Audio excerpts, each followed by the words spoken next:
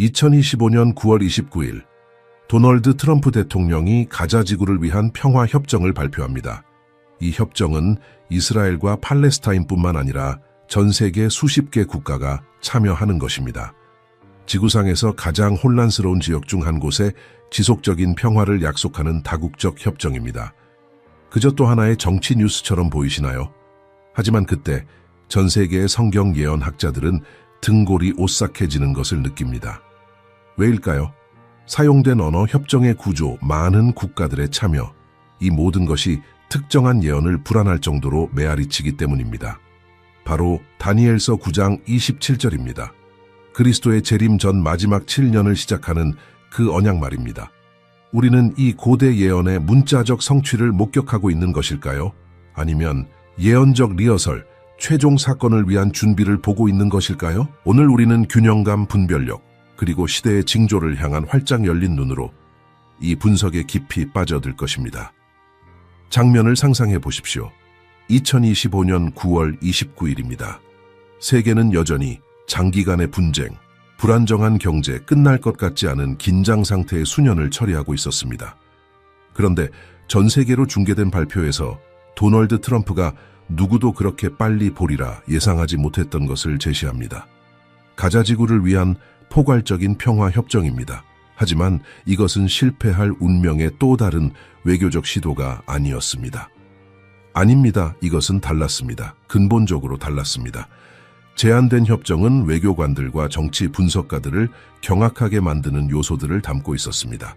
첫째, 이스라엘과 하마스 사이의 즉각적이고 무조건적인 휴전입니다. 그 다음 2023년 10월 7일 공격 이후 여전히 포로로 잡혀있던 모든 이스라엘 인질들의 석방이며 그 대가로 특정 기준에 따른 팔레스타인 수감자들의 석방이 이루어집니다. 하지만 이것은 제안의 시작에 불과했습니다. 이 계획은 가자 지구의 완전한 비무장화를 포함했습니다. 부분적이 아니라 완전한 비무장화입니다. 모든 중화기, 모든 터널, 모든 군사 인프라가 국제 감독해 해체될 것입니다. 그리고 여기 세계를 멈추게 한 부분이 나옵니다. 국제 안정화 부대가 그 영토에 설치될 것입니다. 생각해 보십시오. 유엔의 권한을 가진 여러 국가의 군인들이 가자 지구 거리를 순찰하는 것입니다. 불과 몇 달 전만 해도 불가능해 보였던 일입니다. 하지만 더 있었습니다. 이 협정은 아랍, 유럽, 아시아 국가들의 연합이 자금을 지원하는 가자 지구 인프라의 대규모 재건을 제안했습니다. 우리는 병원, 학교, 상하수도 시스템, 전기, 항구에 투자되는 수십억 달러에 대해 이야기하고 있습니다. 이 지역을 완전히 변화시키는 것입니다. 그리고 통치는 어떻게 될까요? 하마스가 통제하지 않는, 그러나 국제위원회가 감독하는 팔레스타인 전문가들로 구성된 기술행정부가 설립될 것입니다. 이제 이 부분에 주목하십시오. 왜냐하면 여기서부터 일들이 정말로 흥미로워지기 때문입니다. 이 협정에 누가 참여했을까요? 당연히 이스라엘입니다. 기술위원회로 대표되는 팔레스타인이며 초기 협상에서 논란의 여지는 있지만 필요한 하마스의 참여가 있었습니다. 전체 과정을 주도하는 미국입니다. 하지만 그 다음에 예언학자들의 눈썹을 치켜올리게 한 목록이 나옵니다. 카타르, 이집트, 터키, 아랍에미리트, 바레인입니다. 물류 및 재정 지원을 제공하는 유럽 국가들입니다. 그리고 유엔은 단순히 지지하는 것이 아니라 협정의 국제적 정당성을 부여하는 결의안을 승인하는 것입니다. 역사적인 결의안 2803호와 유사한 결의안입니다. 현대사에서 처음으로 이처럼 포괄적이고 이처럼 다국적이며 이처럼 구조화된 협정이 특별히 이스라엘을 중심으로 구축되고 있었습니다. 이것은 이스라엘과 단 한 이웃 국가 간의 일이 아니었습니다. 양자 협상이 아니었습니다. 이스라엘과 많은 나라들이었습니다. 수십 개 국가, 여러 대륙, 다양한 이해관계가 하나의 선언된 목표로 수렴하고 있었습니다. 바로 중동의 지속적인 평화입니다. 그리고 공식 성명에서 사용된 언어는 어땠을까요? 영구적인 평화입니다. 장기적 안정입니다. 분쟁에 대한 최종 해결책입니다. 희망을 메아리치는 단어들이지만 일반적인 정치를 초월하는 무게를 지니고 있었습니다. 마치 무언가 더 큰 것이 역사의 무대 뒤에서 움직이고 있는 것 같았습니다. 대부분의 사람들이 외교와 지정학에 관한 헤드라인만 보는 동안 성경 예언 학자들의 모임에서는 특별한 일이 일어났습니다. 전 세계의 기도 모임들이 같은 구절을 나누기 시작했습니다. 목회자들이 그들의 교인들에게 긴급 메시지를 보냈습니다. 기독교 종말론 교수들이 계획된 수업을 중단하고 뉴스를 토론했습니다. 왜일까요? 그들 모두가 같은 패턴을 보고 있었기 때문입니다. 같은 예언적 메아리를 보았습니다. 무시할 수 없는 같은 유사성을 보았습니다. 많은 이들과의 협정이라는 표현이 대화에서 떠나지 않았습니다. 타이밍도 그랬습니다. 2020년에 시작되어 2025년에 카자흐스탄까지 포함하도록 확대된 아브라함 협정 이후였습니다.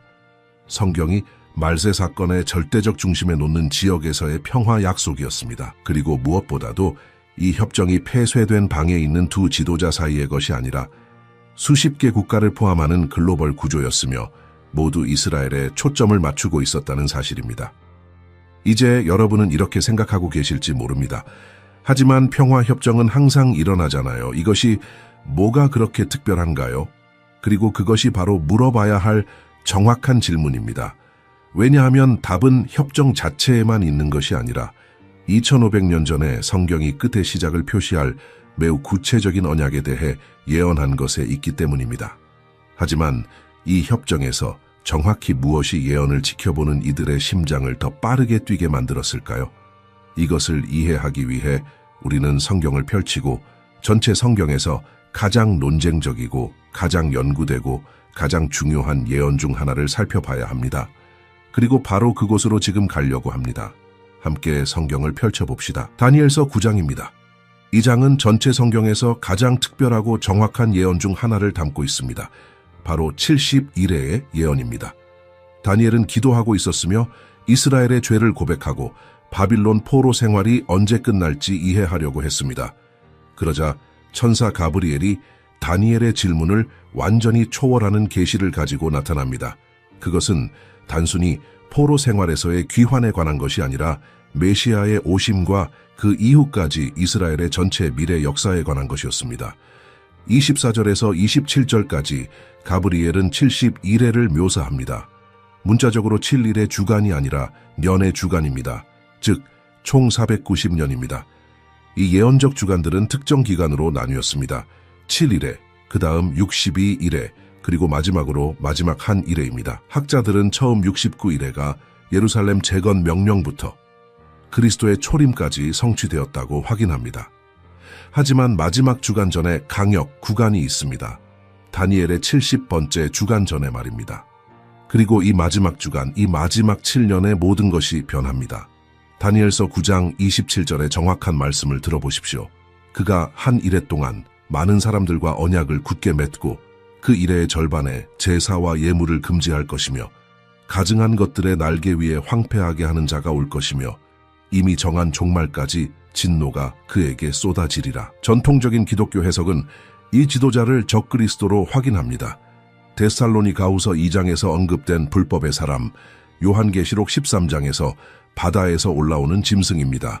온 세상을 속일 카리스마 있고 강력하며 설득력 있는 지도자입니다. 하지만 다음 부분에 주목하십시오. 그는 많은 이들과 언약을 맺을 것입니다. 한 사람과가 아닙니다. 두 사람과가 아닙니다. 많은 이들과입니다. 여기서 사용된 히브리어 단어는 라빔입니다. 많은 다수의 무리를 의미합니다. 이것은 다국적 협정, 여러 국가들, 여러 행위자들을 포함하는 것을 시사합니다. 그리고 이 협정은 특정한 기간을 가지고 있습니다. 한 일회입니다. 다니엘의 예언적 맥락에서 년의 한 일회입니다. 완전한 7년입니다. 이제 이 텍스트를 페이지에서 현대 현실로 뛰어오르게 만드는 부분이 나옵니다. 이 언약은 확증될 것입니다. 반드시 처음부터 만들어지는 것이 아니라 확증되고 강화되고 이 지도자에 의해 보장될 것입니다. 그리고 여기 중요한 세부 사항이 있습니다. 이 협정은 이스라엘을 중심적으로 포함합니다. 어떻게 알 수 있을까요? 다음에 일어나는 일 때문입니다. 그 일회의 절반에 언약을 확증한 후 3년 반이 지나서 제사와 예물을 금지할 것입니다. 생각해 보십시오. 제사가 중단되려면 제사가 일어나고 있어야 합니다.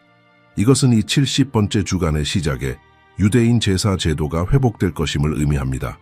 유대인 성전, 제3성전, 이 예루살렘에서 기능하고 있을 것입니다. 제사장들이 모세의 율법에 따라 매일의 제사를 드리고 있을 것입니다. 그러다가 7년의 한가운데서 이 지도자가 언약을 깨고 모든 것을 강제로 중단시킵니다. 하지만 그는 단순히 제사를 중단시키지만은 않습니다. 본문은 계속됩니다. 가증한 것들의 날개 위에 황폐하게 하는 자가 올 것입니다. 이것이 마태복음 24장 15절에서 예수님이 언급하신 유명한 멸망에 가증한 것입니다. 그리스도 자신이 이 예언을 확증하셨고 제자들에게 이 사건이 일어나는 것을 볼 때 도망가라고 경고하셨습니다. 이 가증한 것이 무엇일까요? 데살로니가후서 2장 4절이 우리에게 답을 줍니다. 적그리스도가 하나님의 성전에 앉아서 자신이 하나님이라고 선포할 것입니다. 가장 거룩한 장소의 최고의 모독입니다. 그리고 언약을 깨고 성전을 모독하는 이 행위는 70번째 주간의 후반부를 촉발시킵니다. 대환난으로 알려진 마지막 3년 반입니다. 예수님은 마태복음 24장 21절에서 세상의 시작부터 지금까지 없었고 앞으로도 결코 없을 큰 환난이 있을 것이라고 말씀하셨습니다. 요한계시록은 이 기간을 고통스러운 세부 사항으로 묘사합니다. 인봉들, 나팔들, 땅에 쏟아지는 하나님의 진노의 대접들입니다. 그렇다면 다니엘서 9장 27절의 핵심 요소들을 요약해 봅시다. 강력한 지도자가 이스라엘과 관련된 많은 국가들과 7년 언약을 확증합니다. 이 언약은 유대인 성전 및 제사 제도와 어떤 연결고리를 가지고 있습니다. 7년 기간의 중간에 이 지도자는 협정을 배신하고 제사를 중단시키며 성전을 모독하고 인류가 경험한 것 중 최악의 환난을 촉발시킵니다. 이 기간이 끝날 때 그리스도께서 영광 중에 재림하셔서 그분의 천년 왕국을 세우십니다. 이것은 여러 세대의 기독교인들이 연구하고 토론하고 성취되기를 기다려온 예언입니다. 이것은 결정적인 표지입니다. 이 70번째 주간의 시작은 최종 예언의 시계가 똑딱거리기 시작했음을 의미합니다. 예수 그리스도께서 땅으로 눈에 보이게 재림하시기 전 마지막 7년입니다. 이제 단단히 붙잡으십시오. 왜냐하면 여기서부터 모든 것이 우리 시대와 특별하게 관련되기 때문입니다. 우리가 다니엘서 9장 27절을 학문적으로 신학교에서 성경 공부에서 연구할 때 그것은 멀고 거의 추상적인 예언처럼 보입니다. 하지만 현재 세계의 실제 사건들이 이 고대 예언의 요소들을 메아리치기 시작할 때 우리가 이스라엘과 관련된 다국적 협정을 볼 때 지속적인 평화의 언어를 들을 때 정확히 묘사된 대로 무대가 준비되는 것을 관찰할 때 갑자기 예언은 신학적 이론이 아니라 영적 긴급 사안이 됩니다. 그리고 이것이 바로 2025년 9월에 일어난 일입니다. 현재의 현실이 이 고대의 말씀들을 무시할 수 없는 방식으로 어떻게 반영하는지 보실 준비를 하십시오. 이제 예언과 현실을 나란히 놓을 순간이 왔습니다. 그리고 우리가 이렇게 할 때 평행선들이 너무나 구체적이고 너무나 정확해서 가장 회의적인 사람들조차도 멈춰서 무슨 일이 일어나고 있는지 고려해야 합니다. 단순한 우연일 수 없는 5가지 연결고리를 살펴봅시다. 첫 번째 평행선, 그리고 아마도 가장 인상적인 것은 많은 이들과라는 표현입니다. 다니엘서 9장 27절은 언약이 많은 이들과 확증될 것이라고 말합니다. 여러 국가들 다국적 협정입니다. 1948년 이스라엘 건국 이래 현대 이스라엘 역사 전체를 통틀어 결코, 잘 들으십시오, 2025년 가자 협정만큼 광범위하고 다국적인 구조를 가진 이스라엘 관련 평화 협정은 결코 없었습니다. 이전의 역사적 협정들을 생각해 보십시오. 1978년 캠프 데이비드, 이스라엘과 이집트, 미국의 중재, 세 주요 참가자입니다. 90년대 오슬로 협정, 이스라엘과 팔레스타인 제한적인 국제 지원과 함께입니다. 1994년 요르단과의 평화조약, 양자간 단지 2나라입니다. 2020년의 혁명적인 아브라함 협정조차도 이스라엘과 여러 아랍 국가들 간의 관계를 정상화함으로써 혁신적이었지만 본질적으로 여러 개의 양자 협정이었지 단일한 포괄적 협정이 아니었습니다. 하지만 2025년 9월의 가자 협정은요, 여러분이 이것의 무게를 느낄 수 있도록 다시 한번 나열하겠습니다. 이스라엘 하마스의 초기 참여와 함께 기술위원회를 통한 팔레스타인, 전체 과정을 주도하는 미국, 중재와 자금을 제공하는 카타르, 국경 물류를 제공하는 이집트, 안정화 부대에 기여하는 터키, 재건을 위한 자원을 약속하는 아랍에미리트, 안보 체계에 참여하는 바레인, 프랑스와 독일을 포함한 유럽 국가들이 기술적 및 재정적 지원을 제공하며, 그리고 유엔은 단순히 지지하는 것이 아니라 협정에 구속력 있는 국제적 정당성을 부여하는 결의안을 승인합니다. 이것은 단순히 많은이 아닙니다. 이것은 특별히 이스라엘을 중심으로 한 하나의 목표로 수렴하는 글로벌 연합입니다. 역사상 처음으로 유대 국가와 관련된 협정이 이러한 다국적 범위, 다양한 이해관계의 수렴, 이러한 수준의 집단적 헌신을 가지고 있습니다. 다니엘의 언어, 많은 이들과 는 실제 사건에 이처럼 완벽하게 들어맞은 적이 없었습니다. 두 번째 평행선은 지속적인 평화와 영구적인 안정의 약속입니다. 가자 협정은 또 하나의 일시적인 외교적 시도나 취약한 휴전으로 제시되지 않았습니다. 공식 성명에서 사용된 언어는 단호했습니다. 영구적인 평화, 최종 해결책, 장기적 안정, 폭력의 순환의 끝이었습니다.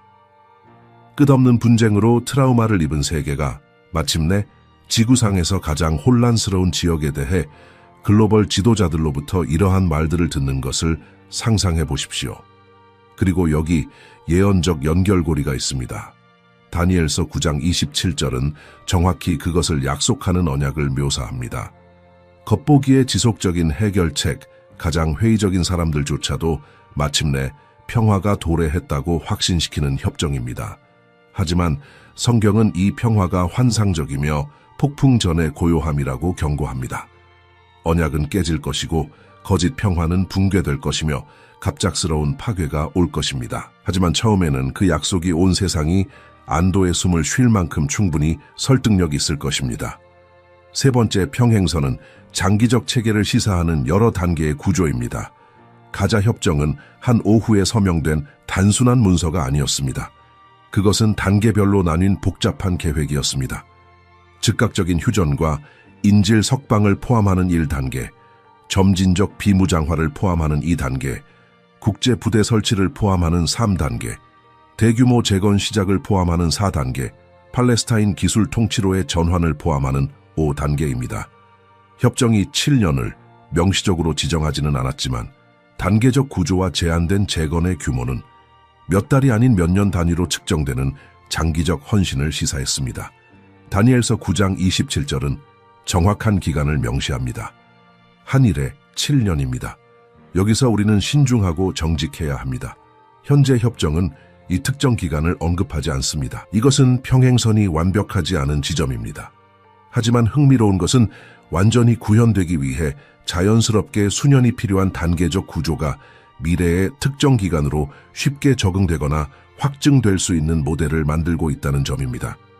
네 번째 평행선은 점진적 기초로서 아브라함 협정과의 연결입니다. 2020년 첫 번째 트럼프 행정부 동안 시작된 아브라함 협정은 이스라엘과 아랍에미리트, 바레인, 수단, 모로코 간의 관계를 정상화했습니다. 2025년에 이 협정들은 놀랍게도 중앙아시아의 무슬림 다수 국가인 카자흐스탄까지 포함하도록 확대되었습니다. 우리가 보고 있는 것은 점진적인 정상화의 층, 국제 무대에서 특히 아랍과 이슬람 세계에서 이스라엘의 수용이 증가하고 있다는 것입니다. 이제 예언적으로 생각해 보십시오. 다니엘서 9장 27절은 진공 상태에서 일어나지 않습니다. 지도자가 이스라엘과 관련된 많은 이들과 언약을 확증할 수 있으려면 땅이 준비되어야 합니다. 이스라엘은 그러한 협정이 실행 가능하도록 충분히 받아들여지고 국제적으로 통합되어야 합니다. 아브라함 협정과 그 이후의 확장들이 정확히 그 일을 하고 있습니다. 무대를 준비하고 역사적 반대를 제거하며 미래의 다국적 협정을 가능할 뿐만 아니라 가능성 있게 만드는 관계를 창출하고 있습니다. 다섯 번째 평행선은 분쟁으로 지친 세계에서의 섭리적 타이밍입니다. 이 점은 아마도 가장 미묘하지만 똑같이 중요합니다. 다니엘서 9장 27절은 세계가 평화에 절박할 것이기 때문에 받아들여질 것입니다. 그리고 우리는 지금 어디에 있습니까? 수년간의 팬데믹 이후, 유럽과 세계 경제를 불안정하게 만든 우크라이나 전쟁 이후, 가자를 포함한 중동의 장기간 분쟁 이후, 대만을 둘러싼 중국과의 긴장 증가 이후, 수십억 명에게 영향을 미친 경제 불안정과 인플레이션 이후 세계는 집단적으로 지쳐 있습니다. 이러한 전 지구적 피로의 맥락에서 진정한 평화를 약속하는 어떤 협정이든 거의 절박한 안도감으로 받아들여질 것입니다. 전 세계의 인구는 더 이상 복잡한 지정학적 분석을 원하지 않으며 단순히 분쟁이 끝나기를 원합니다. 그리고 바로 이 전 지구적 심리적 환경에서 최종적인 평화를 약속하는 카리스마 있는 지도자는 인류 역사상 가장 수용적인 청중을 만나게 될 것입니다. 2025년의 가자 협정은 정확히 이 집단적 피로의 순간에 도착했으며 덜 혼란스러운 시기였다면 가능했을 것보다 훨씬 더 쉽게 수용되도록 만들었습니다. 5가지 평행선, 전례 없는 다국적 참여, 영구적 평화의 약속, 장기적인 단계적 구조, 아브라함 협정을 통한 점진적 기초, 그리고 지친 세계에서의 타이밍, 다니엘서 9장 27절을 특별히 구체적인 방식으로 메아리치는 패턴을 만듭니다. 이것은 억지스러운 상상력을 요구하는 모호한 평행선이 아닙니다. 공식 기록에 문서화된 구체적이고 검증 가능한 일치입니다. 하지만 여기 우리가 정직하게 직면해야 할 진실이 있습니다. 만약 이 모든 것이 너무나 완벽하게 맞아떨어지는 것처럼 보이고 평행선들이 너무나 인상적이라면 현재 시나리오에서 여전히 빠져있는 절대적으로 중요한 요소가 있습니다. 그리고 바로 이 빠진 요소가 흥미로운 예언적 리허설과 예언의 문자적 성취를 구분하는 것입니다. 준비하십시오. 왜냐하면 빠져있는 것이 이미 존재하는 모든 것만큼이나 중요하기 때문입니다. 이제 모든 것을 정의하는 결정적인 지점에 도달했습니다. 가자 협정과 다니엘서 9장 27절 사이의 모든 인상적인 평행선들을 검토한 후 우리가 문자적 성취를 보고 있는지 아니면 다른 것을 보고 있는지를 결정하는 질문을 해야 합니다. 그 질문은 이것입니다. 성전은 어디에 있습니까? 저와 함께 다니엘서 9장 27절로 돌아가십시오. 예언은 주간의 중간에 언약이 확증된 후 3년 반 후에 지도자가 제사와 예물을 금지할 것이라고 구체적으로 말합니다. 이것은 모호하거나 상징적인 언어가 아닙니다. 제사와 예물은 토레, 모세의 율법에 규정된 유대인 제사 제도를 언급하는 매우 구체적인 기술 용어입니다. 그리고 유대 율법에 따르면 이러한 제사들이 어디서 일어날 수 있습니까? 온 세상에서 단 한 곳입니다. 바로 예루살렘의 성전산입니다. 여기 우리가 직면해야 할 피할 수 없는 현실이 있습니다. 제사가 중단되려면 제사가 일어나고 있어야 합니다. 그리고 제사가 일어나고 있으려면 기능하는 유대인 성전이 존재해야 합니다. 회당이 아닙니다. 기념관이 아닙니다. 실제 제단이 있는 실제 성전이며 아론의 혈통을 가진 제사장들이 율법에 따라 매일의 제사를 드리는 곳입니다. 제3성전입니다. 그리고 현재 성전산의 상황은 어떻습니까? 지구상에서 종교적으로 가장 논쟁의 여지가 있는 장소입니다. 솔로몬의 제1성전과 헤롯의 제2성전이 수세기 동안 서 있었던 바로 그 장소에 지금은 바위에 돔이 서 있습니다. 기원 후 7세기에 건설된 이슬람의 세 번째로 신성한 장소입니다. 옆에는 아라크사 모스크가 있습니다. 성전산의 통제는 요르단 이슬람 와크프가 관리하며 유대인들은 기술적으로 그 장소를 방문할 수 있는 허가를 받지만 그곳에서 기도하는 것은 엄격히 금지되어 있으며 제사를 드리는 것은 말할 것도 없습니다. 민감성이 너무나 극단적이어서 성전산과 관련된 어떤 이스라엘의 움직임도 즉각적인 시위를, 때로는 대규모 폭력을 유발합니다. 팔레스타인과 아랍 국가들의 지도자들은 성전산의 현상 유지를 변경하려는 어떤 시도도 절대적인 레드라인으로 간주될 것이며 잠재적으로 지역 전쟁을 촉발할 수 있다고 반복적으로 선언했습니다. 우리는 세계에서 가장 폭발적인 분쟁 중 하나의 가장 폭발적인 지점에 대해 이야기하고 있습니다. 이제 우리가 무시할 수 없는 중요한 세부 사항이 있습니다. 2025년 9월의 가자 협정은 성전산에 대해, 유대인 성전의 재건 가능성에 대해, 제사의 회복에 대해 또는 이 폭발적인 주제와 관련된 어떤 것에 대해서도 절대적으로 전혀 언급하지 않습니다. 이 협정은 휴전, 가자의 비무장화, 재건, 팔레스타인 통치, 그리고 국제 안정화 부대에 초점을 맞추었습니다. 이 모든 것들은 이미 충분히 복잡하고 논란의 여지가 있는 주제들입니다. 성전산을 방정식에 추가하는 것은 협정을 정치적으로 완전히 실행 불가능하게 만들었을 것입니다. 그리고 이것은 예언적으로 중요합니다. 왜냐하면 다니엘서 9장 27절은 성전 요소 없이는 문자적으로 성취될 수 없기 때문입니다. 불가능합니다. 일어나고 있지 않은 제사를 중단시킬 수 없습니다. 존재하지 않는 성전을 모독할 수 없습니다. 어떤 유대인 구조물도 없이 이슬람의 통제해에 남아있는 장소에서 멸망에 가증한 것을 저지를 수 없습니다. 하지만 여기서 상황이 흥미로워집니다. 성전이 아직 존재하지 않지만 그것의 궁극적인 재건을 위한 준비는 현대사에서 그 어느 때보다 더 진전되어 있습니다. 예루살렘의 성전연구소는 수십 년 동안 성전 봉사에 필요한 모든 기구들을 만드는 작업을 해왔습니다. 금으로 된 촛대, 진설병, 상, 악기, 제사장 의복입니다. 모든 것이 토라의 정확한 명세에 따른 것입니다. 아론의 혈통을 가진 제사장들, 코하님, 은족보 연구와 심지어 DNA 표지자를 통해 확인되었습니다. 이 남성들 중 일부는 율법에 따라 제사를 어떻게 드리는지에 대한 훈련을 받아왔습니다. 이스라엘 건축가들은 제3성전이 어떻게 건설될 것인지에 대한 상세한 계획을 가지고 있습니다. 민수기 19장에 따른 의식적 정화에 필요한 붉은 암손 가지까지도 이스라엘에서 확인되어 돌봄을 받고 있습니다. 거의 2000년 동안 일어나지 않았던 일입니다. 그러므로 준비는 존재합니다. 비전이 존재합니다. 특정 유대교 종교단체들 사이에서 열망이 존재합니다. 아직 존재하지 않는 것은 정치적 실행 가능성과 실제 물리적 구조입니다. 그리고 이것이 정확히 2025년 가자 협정에서 빠져있는 요소입니다. 여기 우리가 도달해야 할 정직한 결론이 있습니다. 유대인들에게 성전산의 회복 없이, 제3성전의 재건 없이, 제사의 재확립 없이 현재 협정은 다니엘서 9장 27절의 문자적 성취가 될 수 없습니다. 단순히 될 수 없습니다. 필수적인 예언적 요소들이 존재하지 않습니다. 하지만, 그리고 이것은 중요한 하지만입니다. 이것이 협정이 예언적으로 무관하다는 것을 의미하지는 않습니다. 저와 함께 생각해 보십시오. 우리가 보고 있는 것은 모델 템플릿, 앞으로 올 것의 리허설일 수 있습니다. 이 협정은 다국적 참여의 선례를 확립합니다. 이스라엘과 수십 개 국가를 평화의 체계 주위에 모으는 것이 가능하다는 것을 보여줍니다. 미래의 협정이 따를 수 있는 구조를 보여줍니다. 그리고 아마도 가장 중요한 것은 국제 무대에서 이스라엘과 관련된 포괄적 협정의 개념을 정상화한다는 것입니다. 네, 미래, 아마도 가까운 미래, 아마도 더 먼 미래, 특별한 상황들이 성전산 문제가 해결될 수 있는 기회를 만든다고 상상해 보십시오. 아마도 파괴적인 지역 분쟁 이후의 말입니다. 아마도 정치적 우선순위를 재정해야 하는 재앙적 사건 이후의 말입니다. 아마도 모든 측면을 만족시키는 겉보기에 불가능한 해결책을 제시하는 카리스마 있는 지도자를 통해서 말입니다.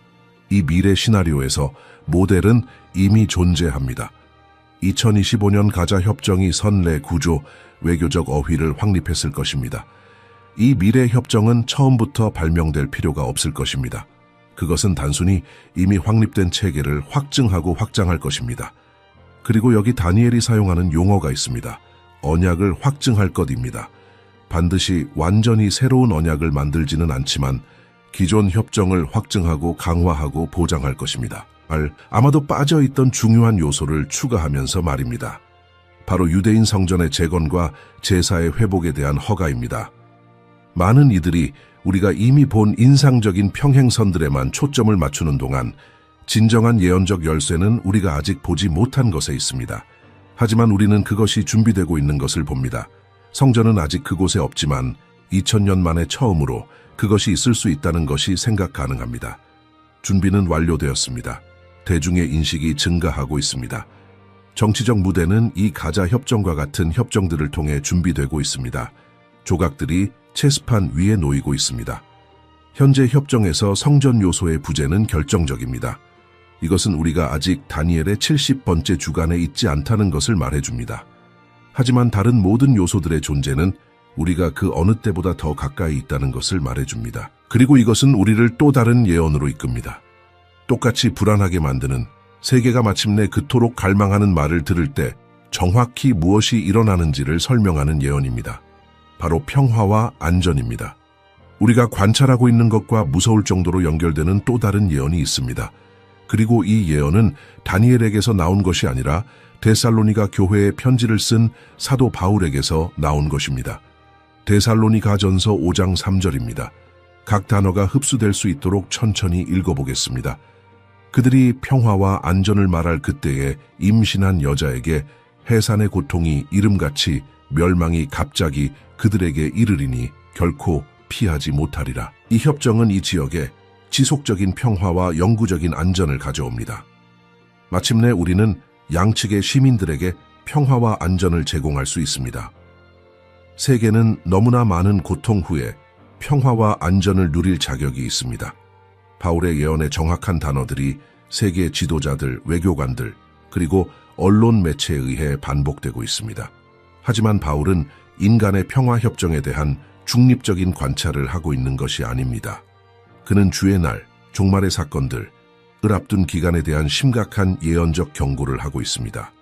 인류가 마침내 특히 정치적이고 외교적인 수단을 통해 평화와 안전을 달성했다고 선포할 때 그것은 갑작스러운 파괴가 문 앞에 있다는 신호가 될 것입니다.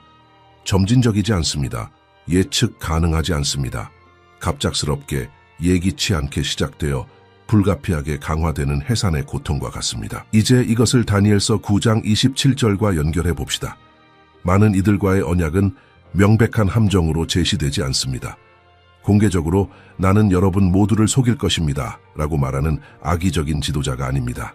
아닙니다. 정확히 그 반대입니다. 좋아 보이는 협정이며 세계가 절망적으로 원하는 것을 정확히 약속합니다. 바로 평화입니다. 수천 년간의 박해로 인해 보통 조심스럽고 불신하는 이스라엘이 조건을 받아들일 만큼 충분히 설득력이 있습니다. 상충하는 의제를 가진 여러 국가들이 참여하는 데 동의할 만큼 충분히 설득력이 있습니다. 우리가 살고 있는 현재의 전 지구적 맥락을 생각해 보십시오. 최근 몇 년은 이전 세대들이 이처럼 압축된 형태로 경험하기 어려웠던 규모의 집단적 트라우마로 특징지어졌습니다. 코비드-19 팬데믹은 전 지구적 안전감을 흔들었고 수백만 명의 생명을 앗아갔습니다. 우크라이나 전쟁은 유럽에서의 대규모 분쟁에 대한 두려움을 재점화했고 공급망과 에너지 안보의 취약성을 드러냈습니다. 2023년 10월 7일의 공격과 가제서의 후속 작전을 포함하여 중동의 끝없는 분쟁은 그 지역을 끊임없는 긴장 상태로 유지했습니다. 경제적으로 세계는 수십억 명의 구매력을 침식한 인플레이션에 직면했습니다. 금융 불안정은 은행 시스템을 위협했습니다. 내부 정치적 분열은 사회를 거의 볼 수 없었던 수준으로 분열시켰습니다. 미국, 중국, 러시아 등 강대국들 간의 긴장은 가능한 확대에 대한 끊임없는 불안의 환경을 만들었습니다. 그리고 기후변화는 점점 더 빈번하고 심각한 자연재해를 가져왔습니다. 이 모든 것 가운데 인류의 집단적 심리가 변했습니다. 피로가 있으며 영적이고 감정적인 고갈이 있습니다. 사람들은 더 이상 지정학에 대한 복잡한 분석을 듣고 싶어 하지 않습니다. 그들은 종말론에 대한 신학적 토론을 원하지 않습니다. 그들은 단순히 나쁜 소식이 멈추기를 원합니다. 불안 없이 잠을 자고 싶어 합니다. 그들의 자녀들이 덜 위협적인 세상에서 자라기를 원합니다. 그들은 평화를 원합니다. 안전을 원합니다. 그리고 지금 당장 원합니다. 이것이 바로 성경이 말세의 큰 속임수에 유리한 환경으로 묘사하는 것입니다. 예수님은 마태복음 24장 4절에서 경고하셨습니다. 너희가 사람의 미혹을 받지 않도록 주의하라. 바울은 데살로니가후서 2장 10절과 11절에서 진리의 사랑을 받지 아니하여 구원함을 받지 못하는 자들에 대해 말합니다. 이러므로 하나님이 그들에게 미혹의 역사를 보내사 거짓 것을 믿게 하심은입니다. 속임수는 성경으로 모든 것을 시험하는 깨어있는 사람들에게는 작동하지 않을 것입니다. 하지만 안도를 절망적으로 원하고 혼란의 끝을 약속하는 어떤 해결책이든 기꺼이 받아들이려는 세상에서는 완벽하게 작동할 것입니다. 이제 이 전 지구적 시나리오에서 떠오르는 지도자를 상상해 보십시오. 명백한 폭군이나 위협적인 독재자가 아닙니다. 하지만 카리스마 있고 웅변적이며 겉보기에 지혜로운 누군가입니다. 화해할 수 없어 보이는 분파들을 통합할 수 있는 누군가입니다. 경제적, 정치적, 심지어 종교적 위기에 대한 해결책을 제시하는 누군가입니다. 지친 세계가 듣고 싶어하는 언어를 정확히 말하는 누군가입니다. 나는 평화를 가져올 수 있습니다. 나는 안전을 보장할 수 있습니다. 나를 믿으십시오. 언론 매체는 외교적 지혜를 칭찬할 것입니다. 여러 전통의 종교 지도자들은 그를 평화 조성자로 찬양할 것입니다. 성경에 근거하지 않은 많은 명목상의 기독교인들조차도 마침내 하나님께서 평화를 위한 우리의 기도에 응답하셨다고 말할 것입니다. 수용은 거의 보편적일 것입니다. 그리고 바로 이 전 지구적 낙관주의의 순간에, 이 집단적 안도의 한숨에, 이 거짓된 안전감에 성경은 말합니다. 갑작스러운 파괴가 옵니다. 바울은 해산의 고통에 비유합니다. 일단 시작되면 그것들은 불가피하며 절정까지 점진적으로 강화됩니다. 일단 시작되면 그 과정을 멈출 방법이 없습니다. 여기서 우리는 분별에 있어 극도로 신중해야 합니다. 인간의 평화협정은 본질적으로 악한 것이 아닙니다. 분쟁을 줄이기 위한 외교적 노력은 선하고 필요합니다. 기독교인들은 디모데전서 2장 1절과 2절이 우리에게 지시하는 대로 평화와 안정을 위해 일하는 지도자들을 위해 기도해야 합니다. 문제는 외교적 수단을 통해 평화를 추구하는 것에 있지 않습니다. 문제는 우리의 궁극적인 신뢰와 최종적인 희망을 인간의 해결책에 두면서 진정한 평화는 오직 평화의 왕자로부터만 온다는 것을 잊는 데 있습니다. 2025년 가자 협정 그 자체는 실제 사람들에게 진정한 안도와 고통의 감소를 가져올 수 있습니다. 이것은 좋은 일일 것입니다.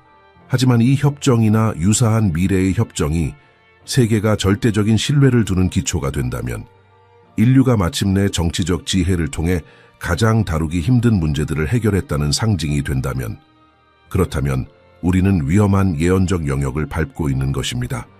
성경은 우리를 섬세한 균형으로 부릅니다. 공동선을 추구하는 평화 조성자가 되되, 지속적인 평화는 오직 만왕의 왕께서 그분의 나라를 세우실 때만 올 것임을 결코 잊지 않는 것입니다. 합법적인 외교적 노력을 지지하되 인간 해결책의 한계에 대한 날카로운 분별력을 유지하는 것입니다. 진정한 고통의 감소가 있을 때 축하하되 최종 사건의 접근을 나타내는 예언적 징조들을 끊임없이 주시하는 것입니다. 그리고 징조들은 배가 되고 있습니다. 바울이 묘사한 대로 정확히 사용되는 평화와 안전의 언어입니다. 다니엘이 예언한 대로 이스라엘에 초점을 맞춘 다국적 협정입니다. 조용히 진전되고 있는 성전을 위한 준비입니다. 역사상 처음으로 짐승의 표를 기술적으로 실행 가능하게 만들 중앙 집중식 통제 기술입니다. 역사적으로 적대적이었던 이스라엘과 국가들 간의 관계 정상화입니다. 이 모든 것이 동시에 일어나고 있으며 성경 예언을 메아리치는 패턴으로 수렴하고 있습니다. 위험은 편집증이나 선동주의가 아닙니다. 위험은 안일함입니다. 위험은 일상적인 정치 뉴스에 너무 집중한 나머지 더 큰 예언적 패턴을 놓치는 것입니다. 위험은 신랑이 도착했을 때 준비되지 않았던 마태복음 25장의 미련한 처녀들처럼 준비되지 않은 채 붙잡히는 것입니다. 그렇다면 이 모든 것 앞에서 다니엘서 9장 27절과의 인상적인 평행선들, 부재하지만 준비되고 있는 요소들, 거짓 평화와 안전에 대한 바울의 경고들, 속임수를 위한 땅을 준비하는 전 지구적 피로의 맥락, 우리는 이 역사적 순간을 어떻게 해석해야 할까요? 우리는 예언의 최종 성취를 보고 있는 것일까요? 아니면 무대를 준비하는 리허설을 보고 있는 것일까요? 그리고 더 중요하게는 회의주의나 히스테리의 극단에 빠지지 않으면서 어떻게 균형 잡힌 분별력을 유지할 수 있을까요? 여기서 영적 성숙의 진정한 시험이 시작됩니다.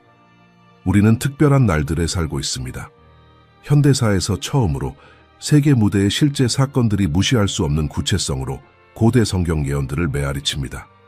2500년 전 다니엘서 9장 27절이 묘사한 것과 정확히 같이 이스라엘을 위한 평화와 안전을 약속하며 수십 개의 국가를 포함하는 다국적 협정입니다. 그 어느 때보다 진전된 제3성전을 위한 준비입니다. 2025년 9월의 가자 협정이 문자적 성취이든 준비적 리허설이든 한 가지는 절대적으로 확실합니다. 예언의 시계가 전진하고 있습니다. 징조들이 배가 되고 있습니다. 무대가 준비되고 있습니다. 그리고 볼 눈과 들을 귀를 가진 사람들은 우리가 이 시대의 끝에 그 어느 때보다 더 가까이 있음을 인식합니다. 하지만 여기 우리가 온 마음으로 받아들여야 할 진리가 있습니다. 진정하고 지속적인 평화는 결코 인간의 협정에서 오지 않을 것입니다. 아무리 선의를 가지고 있거나 포괄적이라 할지라도 말입니다. 정치 지도자들은 휴전을 협상할 수 있습니다. 외교관들은 복잡한 체계를 만들 수 있습니다. 국가들은 최선의 의도로 조약에 서명할 수 있습니다. 그리고 이 모든 것은 인간적 수준에서 선하고 필요합니다. 하지만 인류가 깊이 갈망하는 평화, 상황을 초월하고 폭풍 속에서도 흔들리지 않고 남아있는 그 평화는 오직 한 근원에서만 올 수 있습니다. 바로 예수 그리스도 평화의 왕자입니다. 그분은 요한복음 14장 27절에서 말씀하셨습니다. 편간을 너희에게 끼치노니 곧 나의 평안을 너희에게 주노라. 내가 너희에게 주는 것은 세상이 주는 것과 같지 아니하니라. 우리의 궁극적인 신뢰는 지상의 지도자들, 다국적 협정 또는 외교적 지혜에 있을 수 없습니다. 우리의 신뢰는 돌아와서 의와 영원한 평화의 나라를 세우시겠다고 약속하신 만왕의 왕이시며 만주의 주님께 있습니다. 그렇다면 우리는 지금 무엇을 해야 합니까? 우리는 예언적 성경 연구를 심화시킵니다. 이 채널을 팔로우하여 시대의 징조들을 함께 계속 풀어나갑니다. 다니엘서, 요한계시록, 마태복음 24장, 그리고 이 중요한 시대에 대한 우리의 이해를 밝혀주는 모든 구절들을 깊이 탐구하는 말세의 성경 예언에 관한 추천 재생 목록을 시청합니다. 현재 사건들을 영원한 진리와 연결하는 채널의 다른 비디오들을 탐색합니다. 하지만 콘텐츠를 소비하는 것 이상으로 우리는 신앙 안의 형제 자매들 사이의 깊은 성찰과 진정한 대화가 필요합니다. 댓글에 여러분의 통찰을 공유하십시오. 징조를 주시하는 다른 사람들과 대화하십시오. 분별력을 위해 기도하십시오. 왜냐하면 이러한 주제들은 수동적인 관찰 이상의 것을 받을 자격이 있기 때문입니다. 그것들은 적극적인 참여, 영적 준비, 그리고 성령의 인도하심에 열린 마음을 요구합니다. 시대는 심각하며 예언들이 우리 눈앞에서 펼쳐지고 있지만 우리의 희망은 흔들리지 않습니다. 예수님께서 우리에게 지시하신 대로 깨어 있읍시다. 쉬지 말고 기도합시다. 그리고 무엇보다도 준비합시다. 왜냐하면 그 날과 그 시는 아무도 모르지만 본눈을 가진 사람들에게는 징조들이 분명하기 때문입니다. 마라나타, 오소서 주 예수님.